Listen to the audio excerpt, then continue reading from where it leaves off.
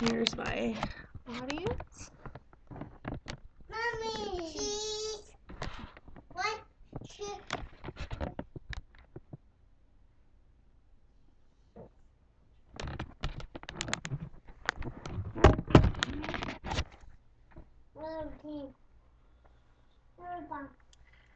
Traffic accidents happen every day, and no one plans to be in one. According to the National Highway Traffic Safety Administration in 2011, on their online website, there were 37,261 people killed in traffic accidents in 2008 alone.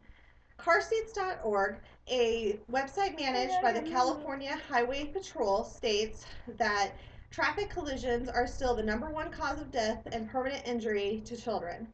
The site also says that according to the California Highway Patrol, 80% of kids under the age of 4 killed in California would have survived had they been properly buckled up in a safety seat.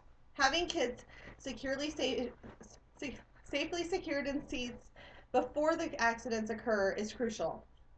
As a certified child passenger safety technician, I have taken a week-long course in learning how to properly secure children in cars.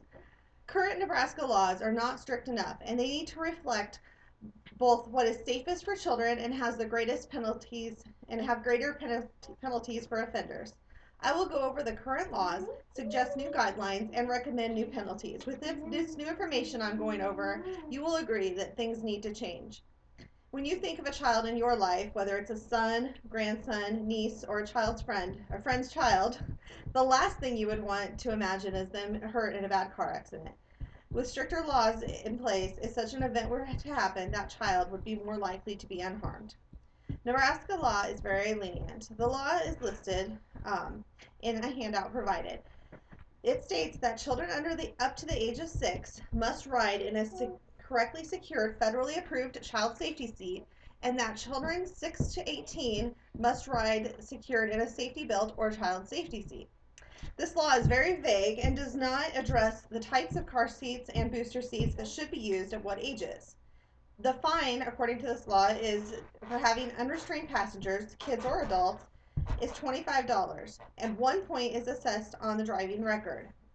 Shooting a deer out of season can cost the offender thousands of dollars. In 2009, the LA Times reported that 3 Merriman, Nebraska men were fined $20,145 by a Cherry County judge for a various game and parks violation. They had shot 5 mule deer out of season.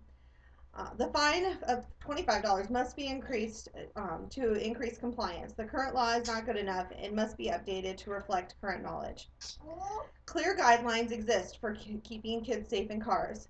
Infants need to be rear facing. This is the safest possible position in the car. Kids need to be kept rear facing much longer than is currently done.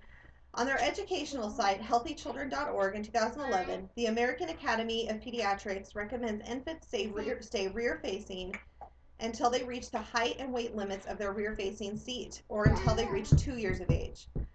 The next step is a forward-facing seat with a 5-point harness. They should continue to use that 5-point harness as long as they are under the weight limit posted by the car seat manufacturer. Finally, they should be in a booster seat with a belt positioning system for the shoulder strap. Failure to position the seatbelt straps have serious consequences in an accident and can cause a lot of damage to the children's young bodies. According to my child passenger safety tech manual, there is a 5-step test to see if kids are ready to get rid of their booster seats for good. They have to be able to, number 1, sit with their back and hips against the back of the vehicle seat and sit without slouching. They need to bend their knees easily over the front edge of the seat, and their feet have to stay flat on the floor. They need to safely wear the seatbelt with a lap belt low and snug across their hips and go across the shoulders, across their mid-chest and up their shoulders. They need to use a properly adjusted vehicle head restraint behind them, and they need to be able to stay in that position for the entire ride. So until that child can correctly do all 5 of those things, they need to be in a booster seat. The punishment for not following these guidelines really should fit the crime. Not following the guidelines for child restraints puts kids in extreme danger and should be treated as such. These guidelines are well known to be best practice by the experts, and there is no reason it should not be clearly stated in our laws. A $25 fine and 1 point off the driving license record is not enough. A bigger fine and more points would be more appropriate. These guidelines should be made into Nebraska law with stricter penalties. According to the site carseat.org, California has found that strong enforcement increases compliance and reduces injuries. My survey found that 80% of respondents would support a higher penalty for neglecting to properly secure children in a moving vehicle. Stricter penalties would motivate more people to follow the laws, and clear guidelines would be easier and less confusing for people to follow. It is also easier for law enforcement to protect our kids by knowing exactly what is expected. Kids rely on adults to protect them every day, especially in vehicles. Our state's current laws are not enough and need to reflect the appropriate ways to secure our children and punish those who choose not to follow them with harsher penalties. There are clear guidelines available that should be included in our state's laws. A car accident may not be in your schedule today, but it can happen anyway. Wouldn't it be better if we knew beforehand that all the kids were protected?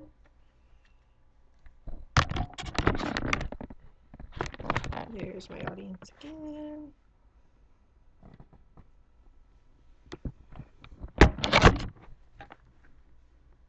Cheese.